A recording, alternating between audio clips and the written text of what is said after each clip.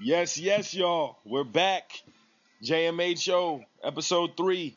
Going over the finals, game 3, with the homie Mr. Rizzle and the homie Hove.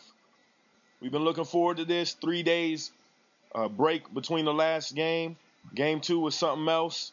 We're about to give our thoughts on game 2. What y'all think? Man, I guess I'll start it off. Yeah, I mean, what can you say, man? You got to take your hat off, to the Mavs for what they did, but probably watched that comeback a good handful of times already, and the defense that Miami was playing at the end of that game was just unacceptable. I mean, the rotations were slow. Just seemed like everyone was flat, and they didn't really. I don't know. They didn't really bring it. I mean, if somebody's making a run like that, you have to. I mean, you have to at least have one stop or make it known that you're not gonna let them run all over you. And what they didn't do was, I mean, they didn't foul them. I mean, I know you don't want to send people to the line when they're making a run like that. Get points on the board with the clock not running.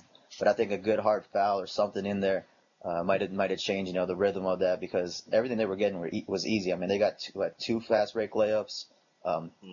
Kid had a wide open three. I mean, Dirk had a wide open shot. Jason Terry's shot was probably the hardest shot they had the entire time there. And I mean, even that wasn't that great a defense. So all in all, I think the Heat. I mean, they had to come out a lot stronger. I mean, the backs are against the wall right now, so we'll see how they respond. Game 3 on the road. It's gonna be a tough crowd. Yeah, I'm with you, man. I feel like the biggest problem that happened during the fourth quarter of that game was the Heat just getting away from what was working. I mean, they were working the ball around. You had Mike Bibby dropping 14 points. You had Wade going nuts. Everyone was kind of chipping in for the victory, and then they just got away from it. I mean, LeBron, he did everything he could, and I mean, he took some bad shots, but that was because he had no choice. I mean, the offensive sets that were run towards the end were ridiculous. They were, I remember especially the possession. I think it was in the last minute or so where the Heat got 3 offensive rebounds in a row, and all 3 shots were just garbage. They're just horrible, horrible shots. Everyone was just kind of running around like chickens with their heads cut off. And I mean, you can't have that, that point in the game. Someone's got to step up, and I don't think there's anybody on the court. I think Spoelstra has to write some good plays up right there because, I mean, no one gets the Mavs confused for a defensive juggernaut. I mean, they're a pretty good defensive team, but I mean, they're not really killing it like that. I mean, you should be able to. You have 3 best players, or not the 3 best players, but you have two of the top 5 players in the league in your squad, and another third player that's pretty damn good too. And you're shooting up, contested fadeaway threes. I mean, I think that's something that's going to be, they're going to need to set as the tone, I guess, in this game. I mean, especially in a close game, you're in the finals, you can't be, I guess, falling apart like that. That was pretty ridiculous. I mean, Wade needs to stop, I guess, given. I feel like he was enjoying the moment, and then he wanted to have LeBron enjoy it too. And I feel like he can't do that anymore. Like when he's rolling, just let him keep rolling. I mean, he was playing like old Wade. He was jumping out the damn gym and whatnot. So, and we'll see what happens this game. I mean, I think that he got this one. I think the one thing too that they had that one stat, the 2-3-2 wins 100% of the time. I feel like this might be the one series where that changes. We'll see. What do you think, Sledge?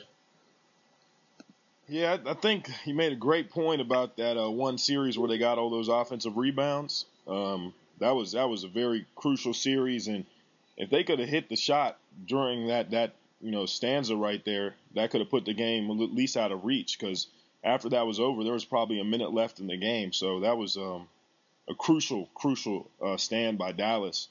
But the main thing that really concerns me about the fourth quarter is just the lack of aggressiveness. Miami Heat were not aggressive at all. Like you were saying, fadeaway threes and, just pull-up threes, just bad shots. The bread and butter of Miami, when you were talking about Spoelstra, I'm used to them not having great offensive ball movement because, they've been doing that the whole season. They sort of do play that hero ball. Not to say it's right or wrong, but that's just what they do. I don't know if it's they haven't had enough time to get an offense in. I don't want to make excuses, but I'm used to seeing that. But what I'm not used to seeing is just continuous jump shots. I mean, get to the rim, try to get some fouls, and that's how you stop runs. Like Hugo said either foul on the defensive end or get a foul on the offensive end. So I was real disappointed with that. I don't think the celebration had anything to do with, I've been hearing a lot of hoopla about that. That celebration happens all the time in the NBA playoffs. It's been made a huge deal out of it, like, oh, the celebration. Dallas won the game because they played better the last 5 minutes. They don't need a celebration to make them play better. It's the NBA Finals. They're going to bring their best effort the last 5 minutes. Everybody knows that's when the game's won or lost, and they just outplayed them completely. They were more aggressive. And one thing that I definitely took away from the final possession is Chris Bosh cannot mark Dirk Nowitzki. I don't know how he got embarrassed to that extent. He's much quicker of a player, at least from what I've seen the whole season, and he just got beat off the dribble. It was terrible, and I was really expecting to see Haslam or LeBron in that clutch moment, someone that can be physical and someone that's would at least take that foul because, they had the foul to give. Bosh just made a bad play by not fouling early in the clock if you can't stay with them and letting them drive right by him. So I would just, I get like Hugo said, my hat goes off to the Mavs. They played a damn good fourth quarter, and, they made this series a lot more interesting. Do you feel like anything needs to be changed, or what do you expect to see from both these teams in the game tonight? Hove? Well, I mean, like I said on our finals preview, D-Wade can't be marked by any of their guards on the team. He was playing really well at the beginning of the game and all the way throughout, that shot that he made. After that, like you were saying, the team in general wasn't aggressive, but I mean, D-Wade, what was he, like 13 for 20? I mean, he needs to attack the basket more. I mean, he needs to keep putting those numbers up. He can't just sit back and watch LeBron, try to shoulder the load again, close out a game. I mean, LeBron's been doing that well this postseason, but I mean, that was his game to win right there. He was trying to show that 06 Wade's back, but I mean, he just couldn't do it. I mean, I think he needs to come out with the same mentality game 3 and just withstand, do it for 48 minutes. I mean, he played a lot, and we talked about it, he's a faller, so maybe his body was kind of tired and he didn't want to go hard anymore. That's why he just kind of backed out to let LeBron do that. But I mean, LeBron hasn't been playing enough. I feel like at the beginning of the games to get on really much of a closer role. Me and Sledge were talking about it. He's been getting in a lot of foul trouble, and I think he needs to continue to be aggressive, get more foul shots, and stop settling for all those jumpers that they're giving him, because I mean nobody can mark these two, on the Dallas team. They're gonna come, shadow them with 2-3 people behind them to make them not get to the basket, but they still got to be aggressive and attack. That'll be the key for tonight. If they can do that, if they both get to the free throw line enough, I don't think Dallas has a chance, even though they have a good home crowd.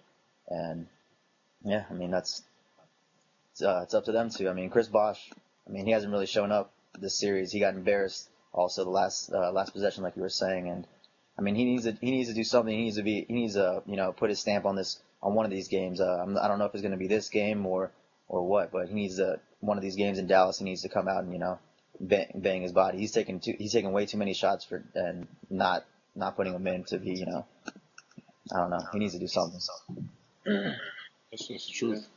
I mean, I agree with you, man. I feel like the biggest thing, you mentioned Wade and you mentioned the closing and whatnot. I mean, it's pretty much the thing that everyone knows. But LeBron needs to shoot more than 15 shots. I mean, he needs to get to the foul line. Like this is kind of almost a career maker, not make or break game for LeBron, but this is a turning point game for him. I mean, he's gonna be in Dallas. I mean, Dallas has a great crowd, man. The American Airlines Arena or whatever. I know it's Arena and the other one. The Heat have the other one, whatever it is. But the Dallas crowd, man, they go nuts, and they're gonna be excited, man. Cuban's gonna be there. Everyone's gonna be going nuts. I mean, he can show up. He can win this series on this game alone. I mean, like I said about the 100% of the time the winner of Game 3 wins the series in this 2-3-2 format.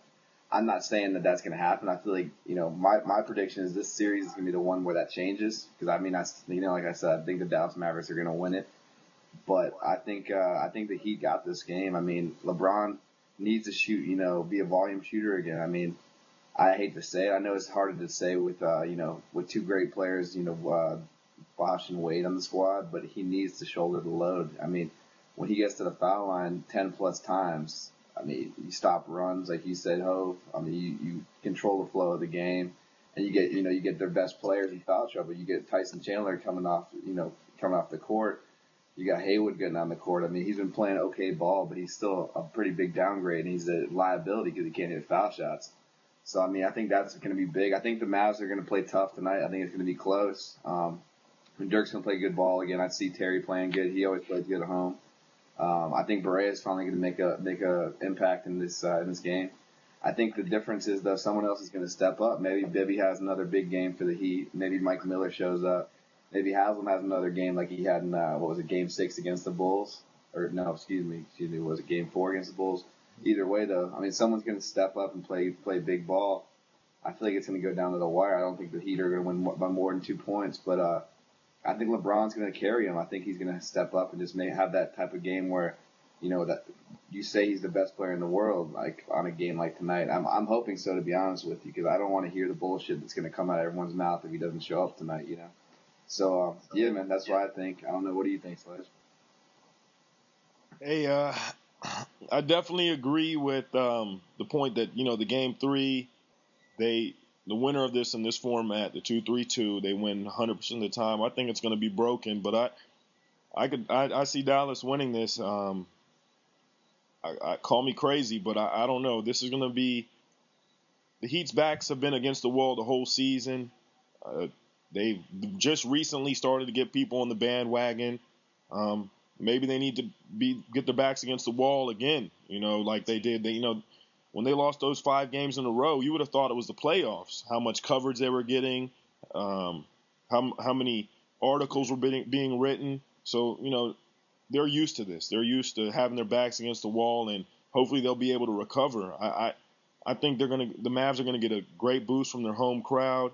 And one thing that I said specifically that Dirk Nowitzki could not play defense in the first podcast or vlog, and he hasn't been a liability in this series. And until Chris Bosh makes him a liability, Dallas is basically getting their best player. He's being able to rest on the defensive end, and just you're seeing LeBron run around and try to mark Sean Marion or Jason Terry and Dwayne Wade trying to mark Barea at points. That's a lot of running. That's a lot of energy being used on the defensive end, and Dallas isn't their best player isn't having to do that. That could be because of the zone at some points, but it's also because when they do match up on them, Chris Bosh isn't taking them off the dribble. Haslam isn't trying to, so they got to make Dirk work. And we've all said it. The aggressiveness is key. The assertiveness is key. I call him Evil Bron. Evil Bron has to show up tonight. And if he doesn't, I remember one game against the Celtics, he shot 12 for 28, which was a volume score, but they won that game because he took over. He took over, and he's got to do it again. I agree with both of you. He took 7 threes last game, and he's taken 6 free throws in the past 2 games. That is not who he is. That he's got to come out. He's got to take it to the hoop. And Sean Marion's, I got to give him all the credit in the world. He's been sort of neutralizing him. I don't know what it is, but he's been keeping him outside of the paint. And as long as he's doing that, I got to give him. He's the MVP of the series in a way, because who thought this would be happening? Holding LeBron to 15 shots and 22 points, that's outrageous. So I wouldn't be surprised to see the Mavs win. I still think the Heat are going to win the series. But I'm anticipating a great game, and I can't wait to get up with y'all and drink a few beers and just watch it and enjoy it. Any final thoughts? Hey, man, I guess that's a no. Hey, good time talking to the fans, baby. Enjoy the game. We'll be back in a few days for another podcast, video log, whatever. Keep checking the site. .com coming in July. I'm going to keep plugging that in till it drops. So keep checking the site. All right, y'all.